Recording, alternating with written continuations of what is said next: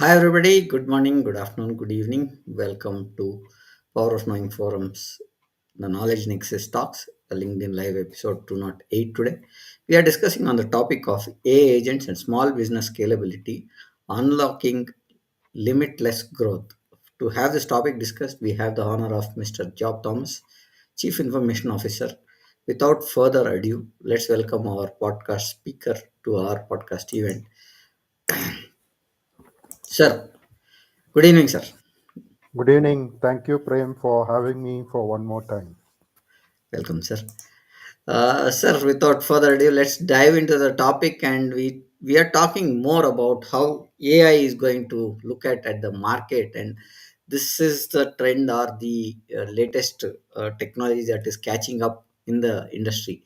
So, Right. what there are few pointers that I would like your input, sir, on this.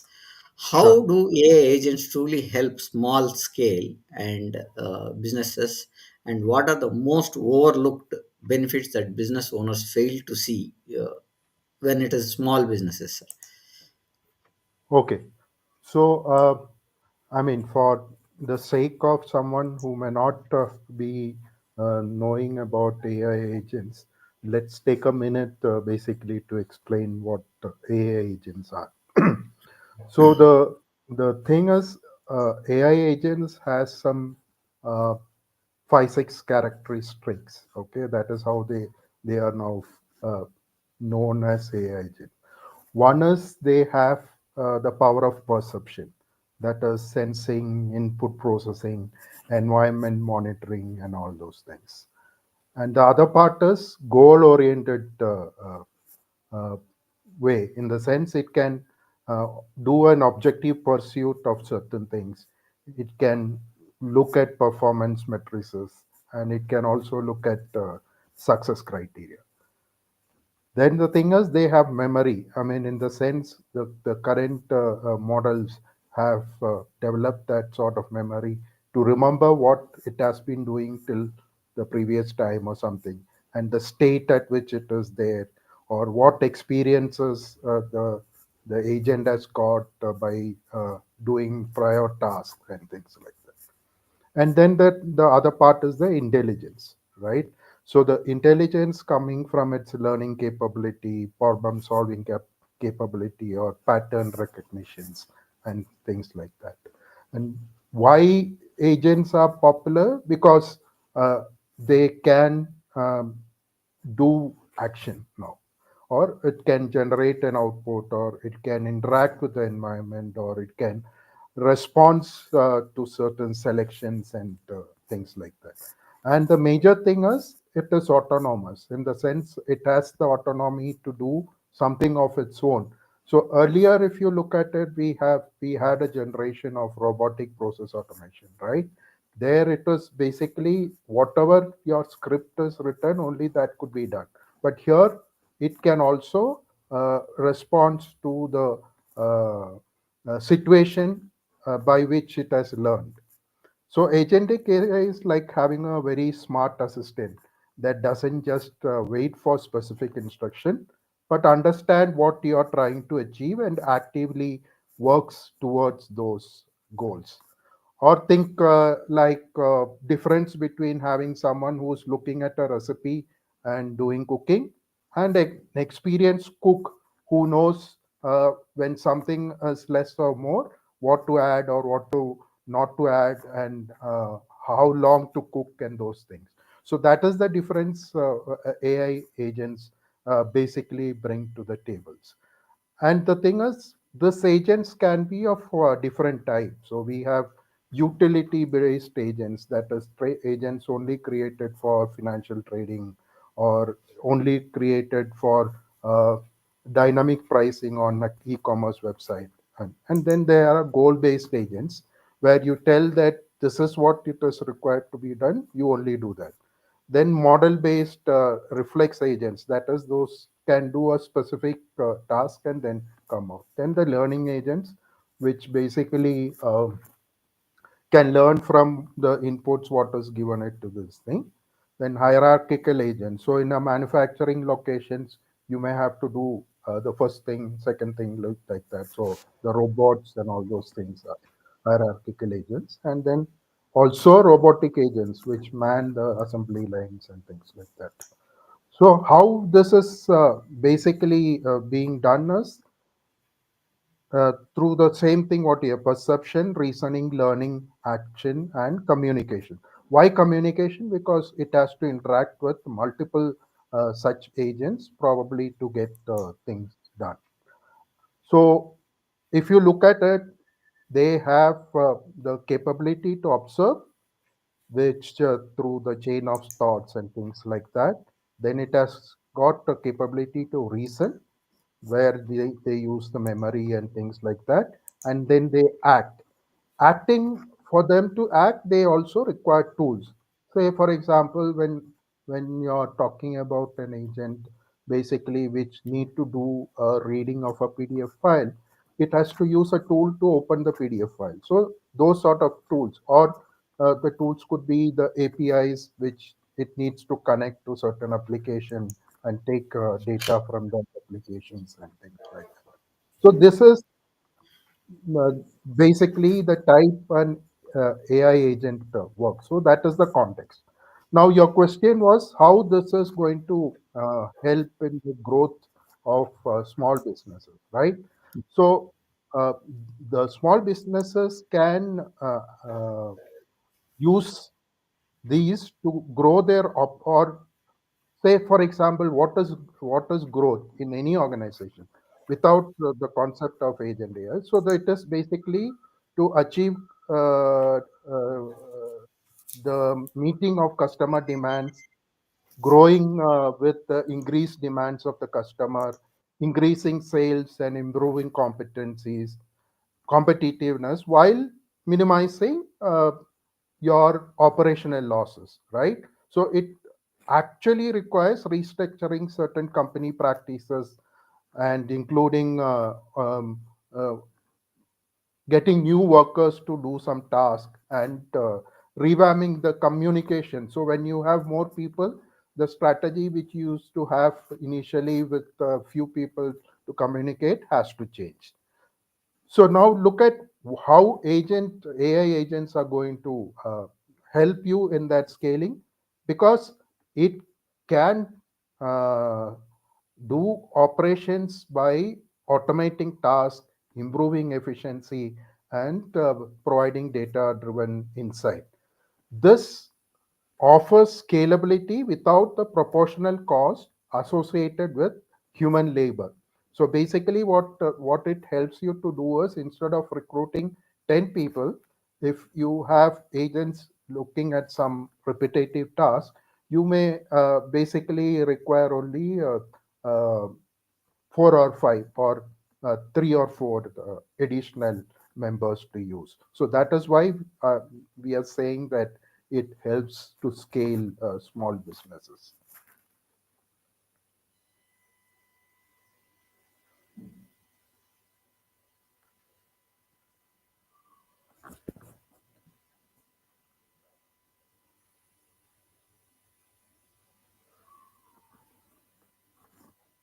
One minute.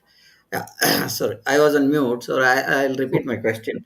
What is the Okay. simplest way for small businesses, right, to Okay. integrate AI without overwhelming their team or breaking the bank, right? So when you talk about AI, it is always that you feel that people will lose jobs, right? That's the point that, and we are talking about small businesses which is having limited people. So how do we look at that, sir? Yeah. So the thing is, uh, one thing what I would advise is, most of the times people will say to start small and Hmm. then go from one task to another task and things like that. And they'll say you start with probably doing a chatbot which will speak to your customer and things like that.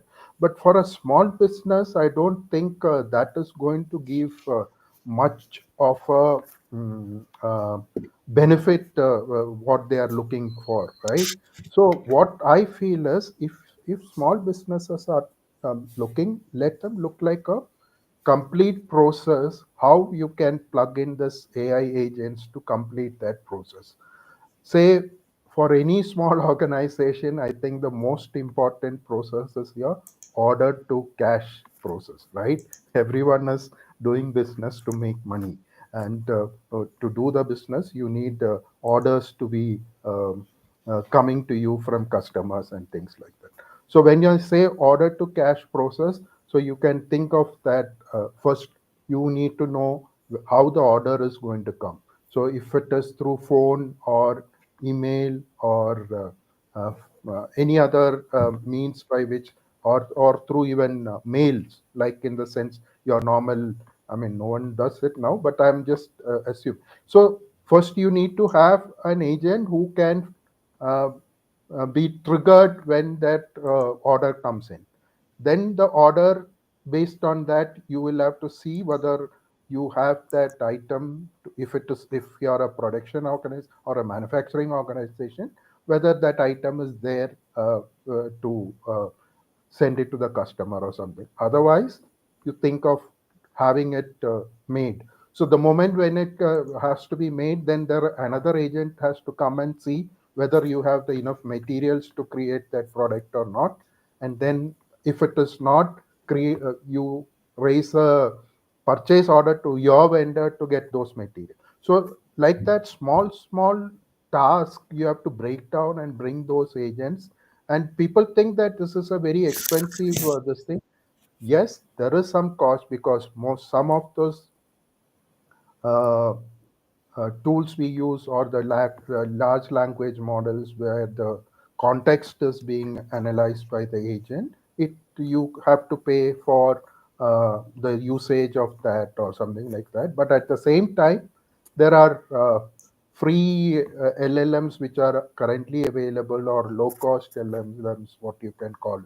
You can use all those things. So it is not that you need to spend too much of money in doing so, but the thing is, you have to be clear at what process you are intending to do. That is more important. And then try to complete that entire stretch, and then you see the benefit. So I'm sure that they'll be getting much more benefit if you are looking at a total process in one shot. You point very well said, sir, because you'll have to look at overall, right? So now looking at overall implementation, what happens is, I think, while we start implementing anything new, while Hmm. AI is getting implemented, is that what is one mistake you saw while implementing AI, and what are the key lessons we've learned while you implemented AI there? So just wanted your inputs on those two aspects: implementation, and what is the errors that are pitfalls that we faced, and what did we learn on it, sir? Okay. So the thing, anything, I mean, forget about AI.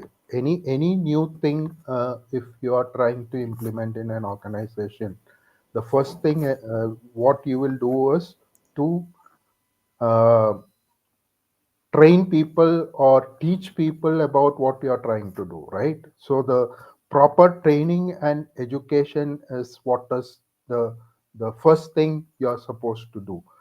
I mean, most of the people may not even have heard of things, right?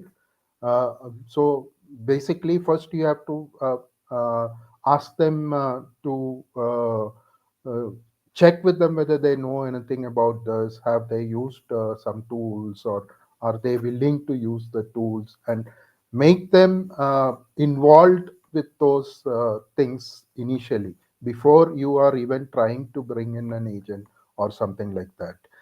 So the training is very important.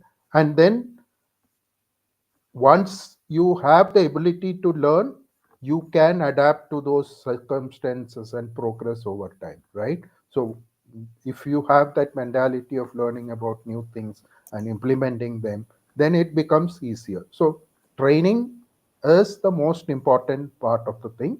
And the uh, failures most of the time you see is where there has not been enough investment in educating the employees on the technology, what is going to be used, or what the tool what is going to be used, or things like that. Say, for example, I mean, what I was thinking is if uh, if most of the small organizations is mostly handled by the owner, right? So if the Hmm. owner can make his subordinates, so most of the time you can see that the person is what is doing is he's ordering somebody, do that, do this, like that, right? And then he's telling them, say, okay, I want you to draft a letter for our customer who has been complaining about this product. Why don't you just try to use this tool and see whether it is worth using it to generate that mail, right? Something like that, or generate that letter what has to be sent. Or you allow somebody who is very capable of doing these things to come and tell him, um, today I have used this tool and I could basically make our product composition slightly better, so can we look at it by using for our other products also? So from both sides you make them think of using this new thing, and then uh, try to do their current work and all those things. So that makes it much easier for you later to implement uh, new uh, things like the AI agents or things like that into your organization's workflow, so that people don't get alarmed, or they don't feel that it is going to take away their existing function or something like that. Sir, now everybody is talking about taking over, right? So with AI taking over some of the tasks, predominantly the operational part, right? Right, How right. can how can the leaders ensure their businesses are focused and still remain a human centric business? So how do we look at when we talk about AI getting taking over operational tasks? Right. So when we say taking operational task, I mean, most of the time, I'm still saying that we can't give, if we are not at a stage where the entire control can be given to an AI agent and say complete the task. So human centricity should be there in all the work what you are doing. Say, for example, you can say at this time pause and get an input from the person who's doing it, right? Things like that. And the thing is, certain things what is basically straightforward things like uh, creating a purchase order or something which is very simple. If it is automated, make sure that the person who gets that additional help to create through the agent, he has been reallocated to some other work, right, which involves uh, more intuitive or creative or decision making task rather than the simple thing of just generating a purchase order or something like. For example, I'll tell, if you have the customer service agent, let it do the routine of getting the inquiries and giving responses and things like that. And the person who is responsible, he look at complex issues with empathy and problem solving skills. So the thing is, the direct things as simple things like, I have not received this material, can you tell me the status, or things like that, which is very mundane, let the agent take care of. Whereas the more thing of a complex issue where something was broken while it was in transport, and you don't know the extent at which the broken, or how you can compensate it, what is the policies and all those things, those sort of things which is which requires more uh, uh, uh, uh, uh, clear thinking and looking at the policies and things like that. Policies also agents can look at, but I'm saying more complex things, let it be done by a human being. So you have done both the things. You are brought in your agent, which is basically taking care of a standard task, which most of the people may not be interested in continuing every time. And you're giving that person alone work which is little complex and which requires a basic relationship with the customer or more warmth when you're interacting with the customer, those tasks let you make it as human centric. It So can I be was also in sales, also similar thing. You can allow the sales teams on building the relationship and closing deals rather than the other things of getting the order, feeding it, and things like that. Sir, I've told this in the other, you brought a very important point where decision making is one thing that we should look at, right? What's your take on AI driven decision making? Should AI leaders trust AI, or should leaders trust AI for critical business calls, or does human intuition still play a key role here while taking AI driven decisions? Yeah. So the thing is, of course, you can use the AI to give you the underlying patterns or what are little bit of predictions and things like Hmm. that, which it does very well, right? Okay. From a vast amount of data, it can do those sort of things very well, and current models are very good to do that. But at the same time, when you have to take the decision, I still think that your intuition is very important. We have not reached that stage probably where the We give input what decisions a to human computer. the inputs what a human brain can process still may not be there with the agents or the AI models So that we have. I got Yeah. one example, sir, which I thought I'll share while you tell this AI decision is. Now, I Okay. was hearing somewhere where in some of the talks where I think there was an accident that happened and the data was fed to an AI decision whether to Mm, process the claim or not, right? So mm, mm, the mm. agents, what you were saying is what I think is the right pointer that I think this example will help. So this accident happened and so once the data was fed, so it gave us the insights in saying that two vehicles involved, no casualties, nearby hospital, the patients have been treated and stuff like that.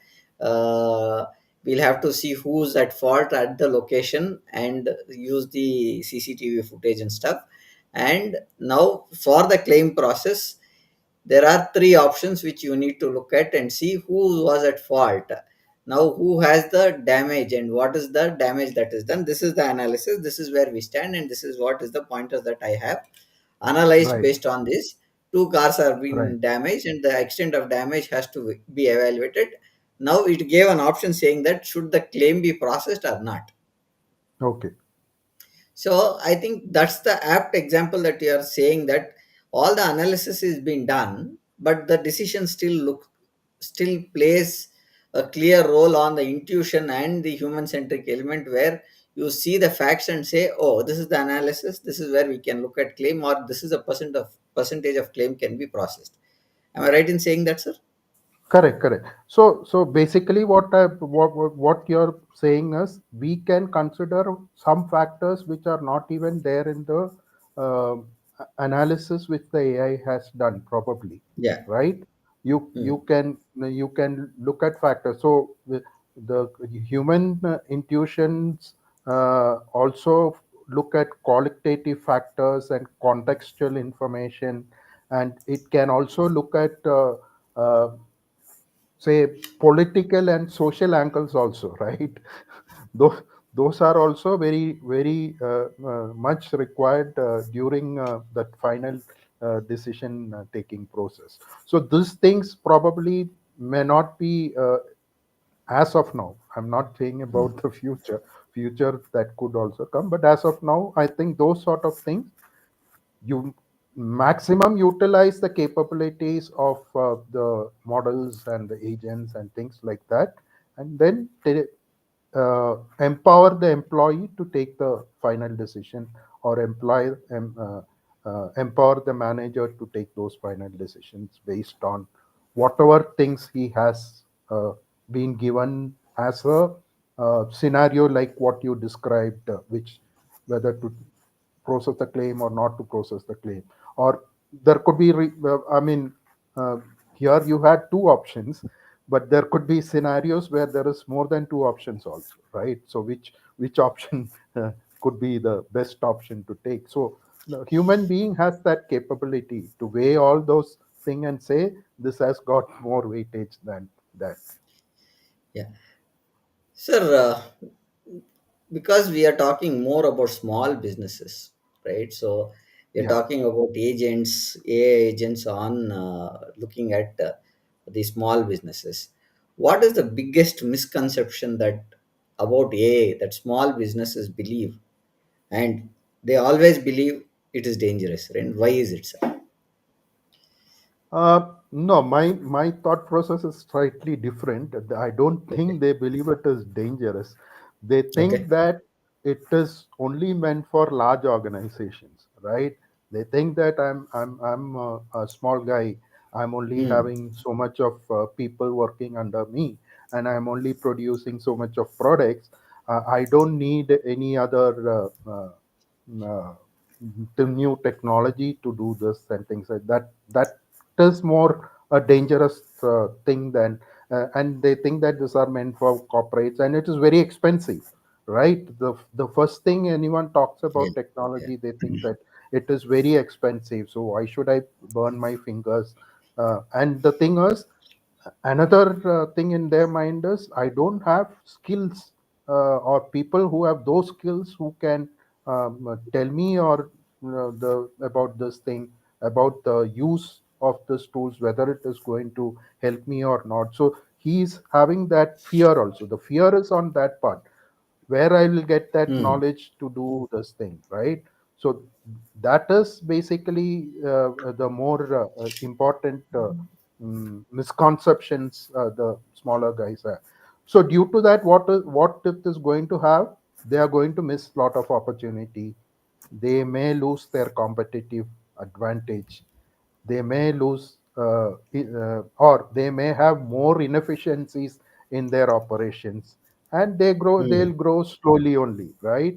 And in the current day, in reality, AI is becoming increasingly accessible to small businesses with many user friendly tools and platforms available uh, that require no coding or technical expertise. So they should definitely should start looking at those things, because there are two boundaries which are getting broken now. That is one of the cost and one of the expertise what is required, right? So even the kids can ask chat gpt or gemini or claude what they Yeah. wanted, and get, and you know that the students are even using that to write their homeworks and things like that. So it is as simple as that. Using AI has become as simple as that. Yeah. Thank you for that, sir. Coming to the next pointer that I want to understand is what advice that you can tell not to fear when AI is implemented or their replacing of their jobs, and how should they reposition themselves for a AI driven future? Because when we talk about AI, it is always a fear that they will lose their jobs, right? So that's the pointer that how can we mold or enhance the uh, staff or employees to not to fear on AI. So what is your take on it, sir? Yeah. So let us look at the technologies which were there in the earlier generations, right? So very simple example. People used to use typewriters, right? Uh, Hmm. when computers came, they didn't lose their job, right? They started learning how to do the typing on the computer. So they Yeah. started using word processing applications and things like that, and they were doing the same work, right? So it is only that they have moved from one type of technology to another type of technology. I think it is that. So basically, what I meant to say is you need to reskill or you need to upskill. This is the Hmm. most important thing when any changes are going to happen in the organization. And then uh, in the case of agent or in any other AI tool, what you have to do is you have to collaborate with that thing. See, for example, when mechanization came into being, people were working with machines, right? Earlier, Yeah. where they were doing the work with their own hands, or the smaller tools what they had started operating those machines. So it is similar sort of things what we are going through. It is not that it is anything very drastically different from what we have been observing so far. So yes, there is change in technology and it is changing faster. So you need to upskill and reskill at that higher pace than what you earlier used to do. And you have to, like we were discussing earlier, that other skills which are not being shown by the AI or the AI agents, like creativity or problem solving or strategic thinking, critical thinking, all those things which is currently not available. Your skill should move into that direction. So you should be more proficient in those things and less proficient in the routine things what you are doing, right? So and then you have to adapt and say relevant to the current happenings, and you have to uh, address if there are any this feeling. How do you think I should go about it, and get Mm. the better opinions from people and also from colleagues. Because see, when your job is at stake, your colleague's job is also at stake, right? Let's So see. you Yeah. Yeah. find out what he is doing to keep relevant and keep adaptable to the new changes. So Mm. naturally, I mean, they see, we are the most adaptable creatures, so we Right. will get adjusted to whatever is happening. Yeah. Thank you for that, sir. I think what you are saying is we should say that don't fear, please adopt, and you can enhance yourself because whether you like it or not, most of the mundane jobs, that is like bring up a report, share a report, and these things are going already. Most of the places it is gone, right? And it is automated. Correct. If you want a report, you just go to that place, select a date, and give it. Will send you the report instantly. That's kind of Right. a thing that is happening at the current state. No Right. adoption and driving to thrive yourself in more ways where the human centric element can be enhanced is what you are saying. You should look at that. Correct. Thank you for Correct. that, sir. So Yeah. that human skills, whichever we were talking earlier, which is currently has been not acquired by this To new AI tools. That is where you have to improve yourself so that you are relevant and you are adapting to the changes. Sir, now with your experience, I think you have seen people using AI or implemented AI. Can you share a real-time example of a small business that scaled successfully to or successfully or implemented using AI, and what made them stand out? Because that implementation should be a standout point for them because whatever they want to look at using of AI. So one real time Right. example from your side. Yeah. So as we speak, the thing is, I am trying to. I mean, this is not a success case as of now, but probably maybe in a 6 months down the line or something, when we have a similar conversation, I can basically tell you. So. What Mm. happened was a friend of mine who was running a small business. Basically, uh, he has started seeing that his clients are growing at a faster pace and his Okay. orders from the clients are increasing, right? And he used to manage it manually, and now he's thinking that he can't manage things without systems. So he came to me and asked whether I can help him with putting some systems in place and all. Then I thought, why it is not? See, this is the age where uh, Earlier we had applications to take care of all those things. So now I thought, I told him, see, Hmm. this new animal is there called an AI agent. Yeah. Probably if we can look at those things in some of your things, and exactly he's just doing, getting orders, creating that materials for related to that order, shipping them, collecting Hmm. money, right? So what I Okay. was telling, the order to cash process exactly Okay. matches with this requirement. And the thing is, Hmm. he's getting those orders in his email. First they will send an inquiry, he need to respond it basically with a quote. Once Hmm. they have a negotiation, they agree, and then they'll send a actual order. Based on the order, he is preparing, he's into creating signages, so he creates those signages and ships them based on the date of delivery, and then he sends the invoice to collect the thing. So for each, what I did was, so basically there is a application called napkin.ai, right? Okay. Which probably if you give text, it will give you a beautiful infographics of things what has to Okay. be done. So I wrote all these processes and gave this infographics and sent it to him. He's happy, and he's saying this is exactly what I'm currently doing, and these are the steps what I require. So now we are Okay. thinking of how many agents should be there, what should be done, how what tools. See, the most important thing is the tools, right?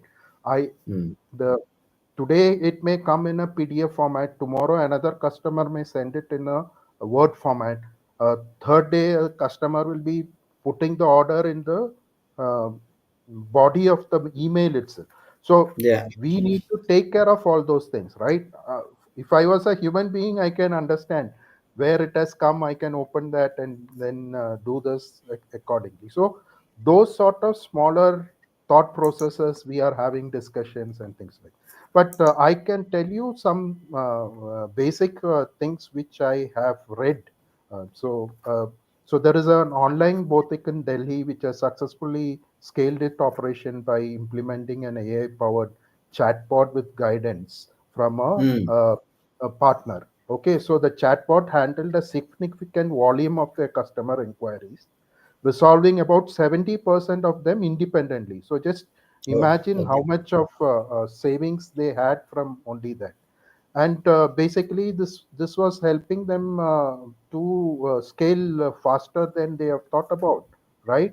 So the statistics says there are almost 93% of small and medium sized businesses currently in India is experimenting with AI already, Yeah. right? Okay. So some of them have basically made progress, moved from testing to actual usages and things like that.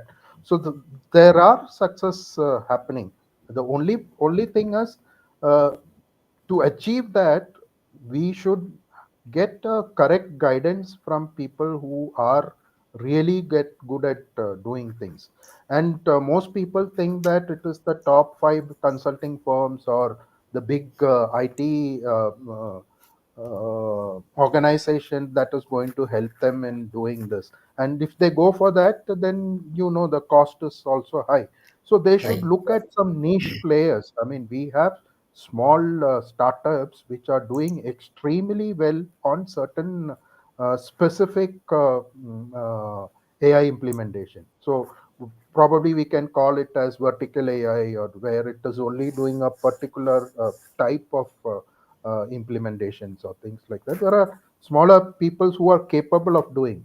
Okay, or if you know your process correctly, because when we are doing AI, what we are doing, we are looking at a particular step and the workflow. So it Hmm. has to go Hmm. through that workflow, and then if it is an agent who's doing it, it has to get constant feedback saying that what the step what it did before is right or wrong. So based on that, it is learning itself, right? So those Hmm. evaluation mechanisms, some tools like libraries, Python libraries can do many of the things what we are talking about. So use those small things, and then but the thing is, I mean, it is not as simple as what you see in some YouTube videos where people said, I just created this AI and it is doing everything for me and all those things. And people think that, oh, it is very easy to. No, it is not like that. You need to know the business process to the Hmm. minutest detail for this to work and give you benefits. Sir, with AI coming in, right? So Hmm. we see people tend to look at what will be the impact on the leadership styles and what skills will define the next generation leaders. Now, how do we differentiate that, and what could be the role of a leader style in the AI world? Is what I wanted to understand, sir, from your side. Yeah. So basically, the thing is, I mean, now when you are looking at the tools and things like that, the most important thing is you need to move from a directive sort of leadership to a collaborative sort of leadership, right? That is the Mm-hmm. most important shift. Basically, that is why I said, if you ask your person, why don't you try this tool and do it, or your employee coming back to you and saying that I have tried this, and why don't we look at using that for other purposes? So those are all collaborative leadership, right? That is the major shift. Mm. What I'm seeing in the leadership style. You can't just say that. Just say go do it and come back and judge things based on that. More than that, since so you're putting two things here, one additional thing of a software or a agent which is not having any emotions and things like that, and you are making that to help a person who has got those emotions and thoughts and thinking and creative capabilities and all those things. And it should not end up in a fight, or it should Yeah, not be uh, it such a this thing that it is destroying the organization than building the organization.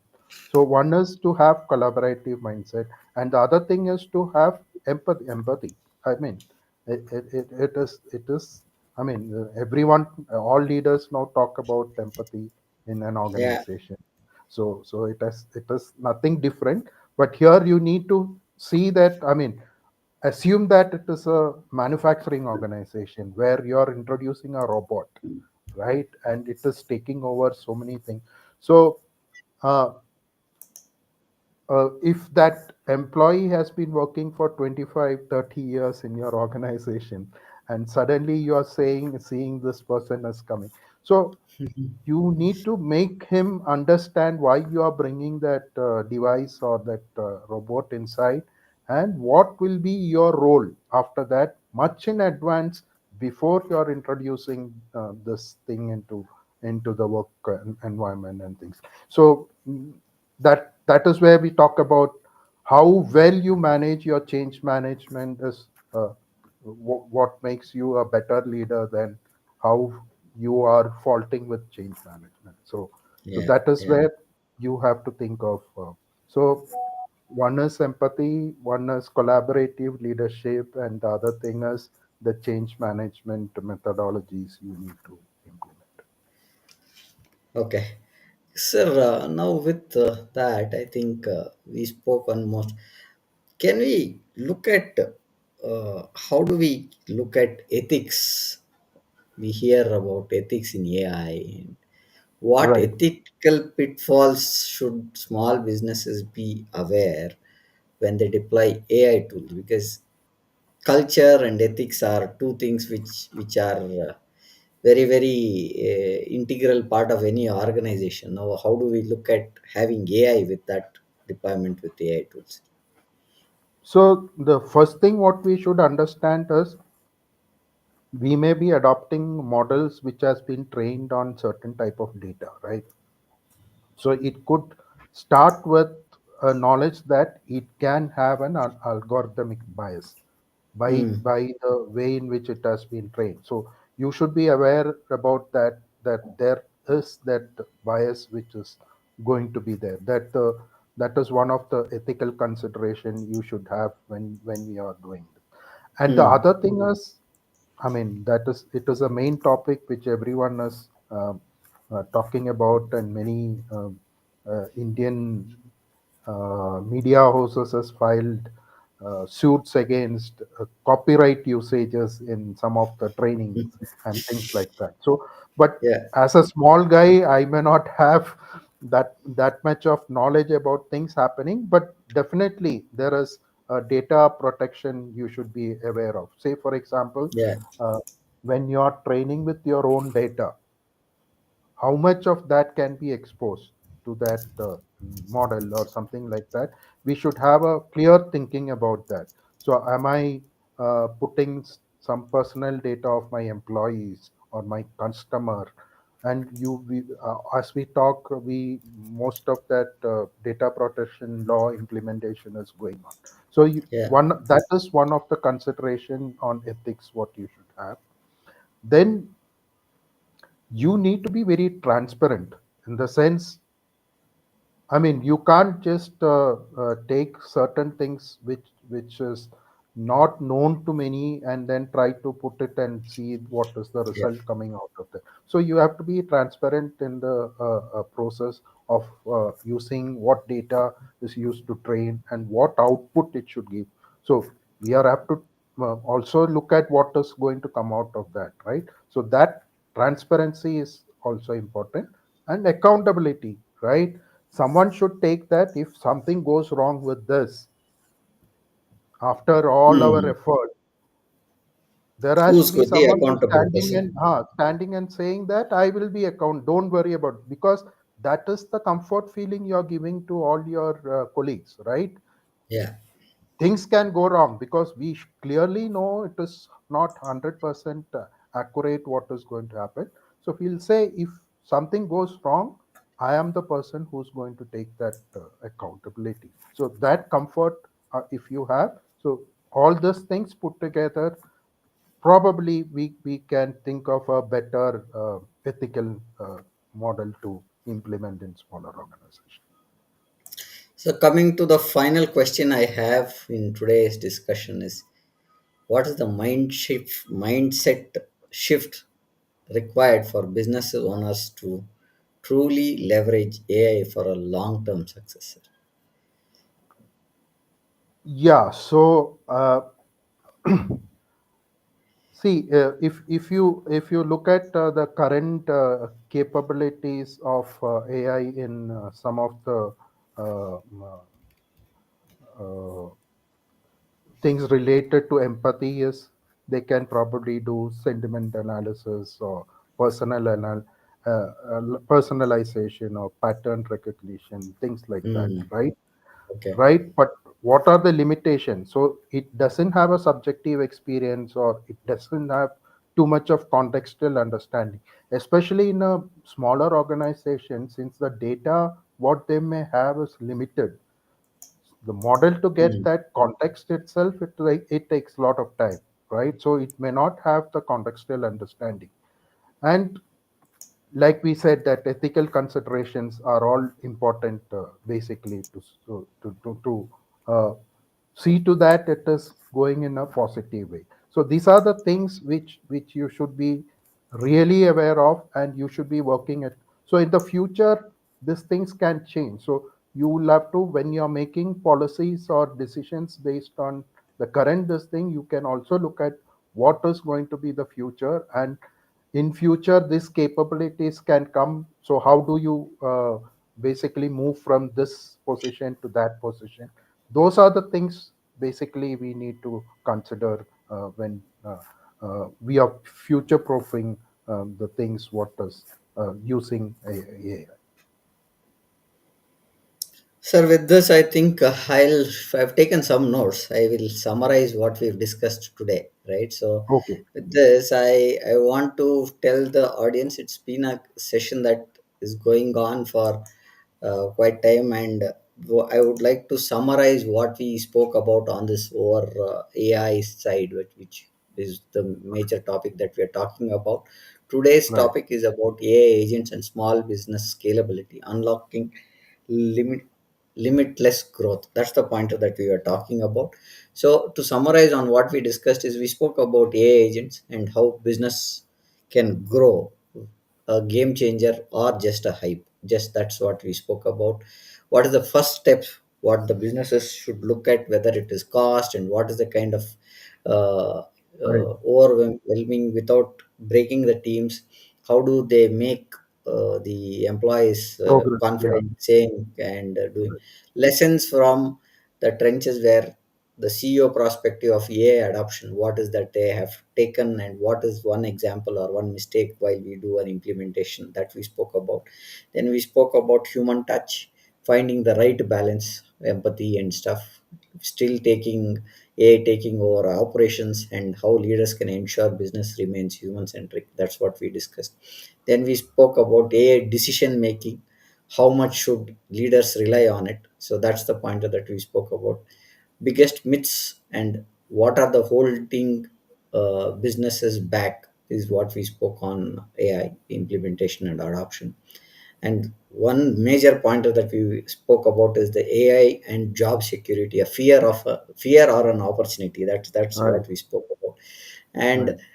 from zero to one, a small businesses to AI success stories. Some success stories what Job Thomas shared with us today. We spoke about AI leadership and how shift from traditional and smart leadership can happen using AI, and that's one key pointer. Then ethical way of talking about AI and our Correct. small businesses thinking about it enough is one pointer that we wanted to look at, and we had an insight to that as well. And all of this will bring up to whether we should have a mindset or not, and the my AI mindset should, how should businesses owners think differently while adopting AI is what we discuss. With that, this is the notes I have taken for today's discussion on what Mr. Job Thomas has given us an insight on the agents part of AI and how businesses can scalably look at unlimited unlocking unlimited growth path. Sir, with this, I would like to conclude any pointers that you want to look at or give us an insight over, sir, before we conclude. Yeah, so some of the things what you can see is on the pitfalls that could be there. See, Mm. those are like not having the right objective or strategy of the implementation, right? Okay. And mm, we talked about that not adopting a proper change management strategy, uh, Mm.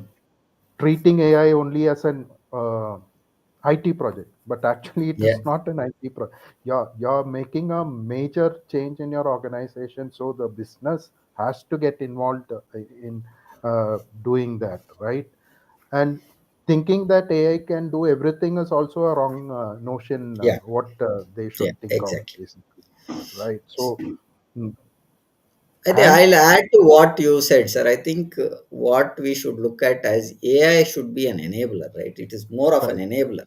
Now, it's an what we are enabler, not looking at more. is having, sorry, sir. It's only an enabler. Yeah. So what we are looking more from an AI standpoint is that AI can cut down your repetitive jobs, which I think is not required to have a skilled person, where that Correct. person can be reassigned and develop his skills rather than doing the same. Examples are some of the report generation works that have gone away Right. now. Now, Right. earlier, if you go and buy an insurance, that guy has to take a printout of that, then give you a seal, they put it into a cover and give it to you. A simple example, right? Today, that is automatically done. Once you make the payment, the signature is done, the seal is put, and there's a PDF that is generated and it's sent to your email ID, which is there stored. So Correct. those are mundane jobs which AI and automation do. So there are two ways to look at is what I understand. One is automation of a workflow, and using AI, what can be the enhancements that it can be done using AI is what we think is the future that is going on for us to look at AI adoption for small businesses. Now, if you go to any small businesses, also now everything is digitized, right? You either ask for take our example is nowadays we don't carry cash. we carry our mobile to pay anything and everything. So that is a digitized way of looking as an automation, which is again an AI kind of a tip. It shows you what kind of trends and what kind of spendings that you are doing on each of the platforms. Those are enabling you to have a digital currency mode rather than carrying cash. So these are few examples. I think that is what I have seen, and with this, I think what we have done is these. You can look at this podcast, which is we have streamed it to LinkedIn, YouTube, Facebook, Twitter, and Instagram. We hope for this discussion is valuable. Thank you for joining us today on LinkedIn Live. So And our one last point, what I would yes, sir. like to say. See, the thing is, people who are in the service sector are the ones who should be more proactive in finding Yeah, new ways of doing things. Because see, assume that currently you are being taken as a contractor for a large organization to do certain things related to service tasks. That that entire thing they would be replacing it through an AI agent in a later point of time. yeah, So yeah. this is the time. So mostly the first impact is going to be on service industries, which is doing B2B, Mhm. B2B more than anything else. Yeah, B2C. yeah. Yeah, I think thank you for that input, sir. Our next episode is scheduled for tomorrow. That is our 209th episode. Startup right or bust. What will you choose at 6:30 p.m. IST? Looking forward to see you again there tomorrow. Good day and bye for now, sir. Sir, Right. thank you for joining us, sir, and having You're a welcome. great pleasure having you on the session today, sir. Thank you. Thanks for having me again, Prem. All the best.